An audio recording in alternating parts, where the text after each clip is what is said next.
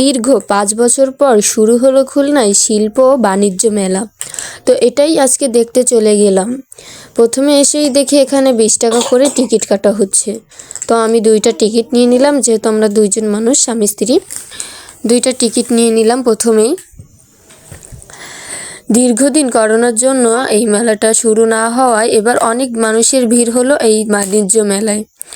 তো সেটাই দেখতে চলে গেলাম। কেনাকাটার পাশাপাশি কেনাকাটা ছাড়াও অনেক মানুষের ভিড় জমছে এই মেলায়।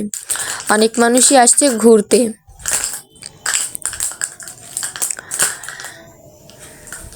তো আমি ভিতরে ঢুকে আরও আপনাদের দেখাচ্ছি। এখানে অনেক প্লাস্টিকের ফুল আছে, যেগুলো আপনারা বাসা বাড়িতে সাজিয়ে রাখতে পারবেন। আর এই যে টাওয়ারটা দেখতেছেন, টাওয়ারটা কিন্তু অনেক সুন্দর করে সাজিয়েছে। তো আমি আপনাদের সবগুলো স্টলে ঘুরে ঘুরে দেখাচ্ছি কি কি আছে এবং কতটা ভিড় এই মেলায়। তো চলেন, এখানে এসেই দেখতে পেলাম বারবি ডল দিয়ে অনেক ডল আছে, অনেক রকমের ডল। আর এগুলোতে দেখে আমি সহ্য করতে পারলাম না, কিছু ডলও আমি কিনে নিলাম। এখানে ঘর সাজানোর জন্য হোম সুইট অনেক কিছুই আপনারা পেয়ে যাবেন এই মেলায়। বাচ্চাদের খেলনা দিয়ে শুরু করে অনেক জিনিস পেয়ে যাবেন।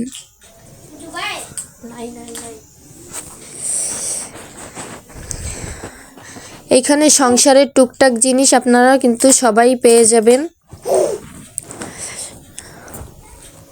তারপর চলে আসলাম একটা জুতার দোকানে।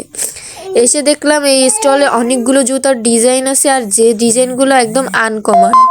আমার দেখে তো বেশ ভালো লেগেছিল। এখান থেকে আমি 2-3 জোড়া জুতা আনলিমিটেড নিয়েই নিছি ঈদের জন্য। আগে থেকে ঈদের জন্য আমি জুতাটা নিয়ে নিছি। আমি আপনাদের সবগুলো স্টল ঘুরে ঘুরে দেখাবো। তো চলেন, মেয়েদের কসমেটিক থেকে শুরু করে বাচ্চাদের খেলনা আরও অনেক কিছুই রয়েছে এই মেলায়।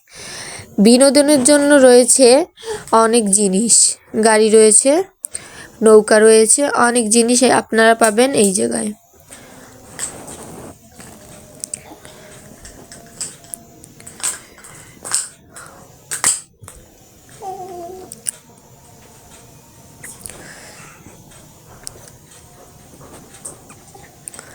এইখানে আপনারা যারা স্কুল কলেজে পড়েন তারা কিন্তু এই যে এই ব্যাগগুলাও আপনারা এখান থেকে কিনতে পারেন। আর এই যে মেয়েদের জন্য, মহিলাদের জন্য চুড়ি বলেন, বেশ কয়েক ধরনের, বেশ কয়েক রকমের ডিজাইনের চুড়ি পাবেন এই মেলায়।